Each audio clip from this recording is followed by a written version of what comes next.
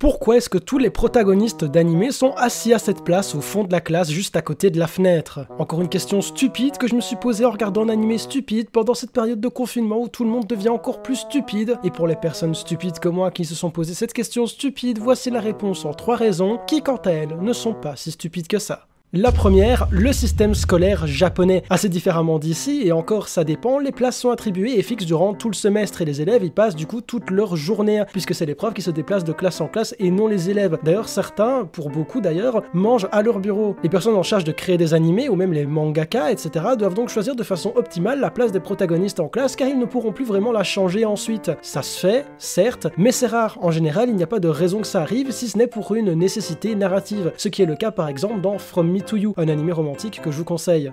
La deuxième, c'est une position stratégique. Le fait d'être proche de la fenêtre, ça permet au protagoniste d'avoir un champ de vision et d'action plus étendu, étant donné que de ce fait, le protagoniste peut avoir une vue sur la classe ainsi que sur l'extérieur. Quand il se passe quelque chose donc à l'intérieur comme dehors, il peut ainsi le voir et agir en fonction. À tout hasard, un cahier qui tombe du ciel, t'es près de la fenêtre, tu peux le voir, voilà. De plus, en étant loin du professeur, où il devrait être beaucoup plus attentif dû à la position dans la classe, là, ils peuvent avoir leur propre monologue intérieur, être un petit peu solitaire, déconcentré, avoir une interaction limitée et ciblée avec d'autres membres du casting de l'anime si besoin est, et c'est à cette place qu'on peut faire du coup des pitreries sans se faire choper. En bref, ça permet plus de liberté.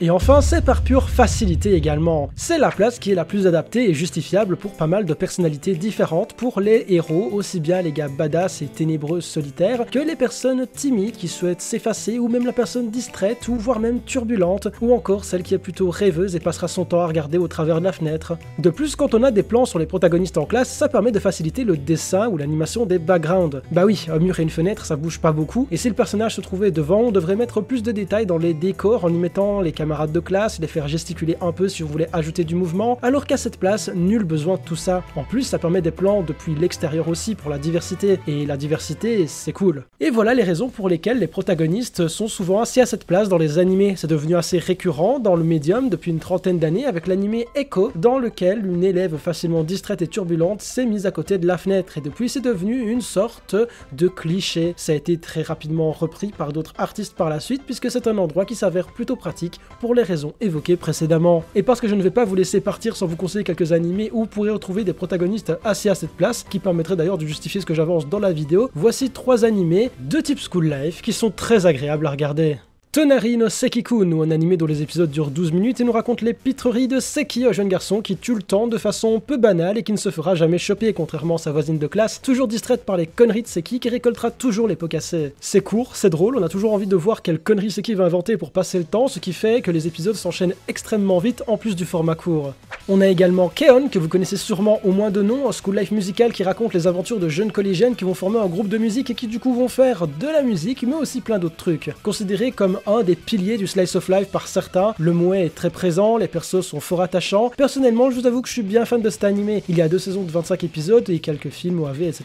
Il y a des musiques vachement cool qui en découlent. Damn, c'est trim! C'est en quelque sorte un classique du slice of life. Je pense pas que tout le monde y adhérera, mais tout le monde devrait l'essayer. C'est du Kyoto Animation au passage, entre autres les personnes qui ont fait Violet Evergarden ou encore Kobayashi, si ça peut être un argument de taille pour certains.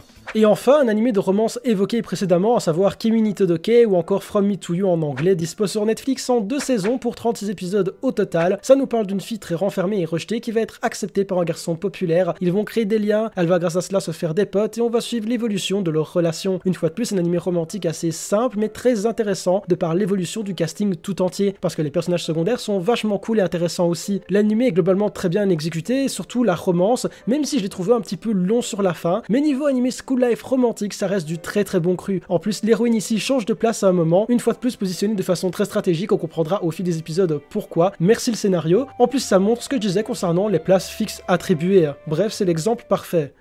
Et voilà, c'est la fin de cette vidéo, j'espère sincèrement qu'elle vous aura plu, une vidéo assez différente de d'habitude, mais voilà, je me suis posé une question un petit peu débile, j'ai fait des recherches, j'ai trouvé des infos, j'ai simplement voulu vous les partager, dans la foulée vous recommander quelques animés School Life pour nous rappeler cette époque où nous allions encore en cours. Si vous avez des questions un petit peu dans le même style, voilà, n'hésitez pas à le mettre en commentaire et moi j'essaierai d'y répondre en vidéo si les questions sont relativement pertinentes et que je trouve des infos. Sur ce, je m'arrête là, c'est la fin de cette vidéo, portez-vous bien, ciao!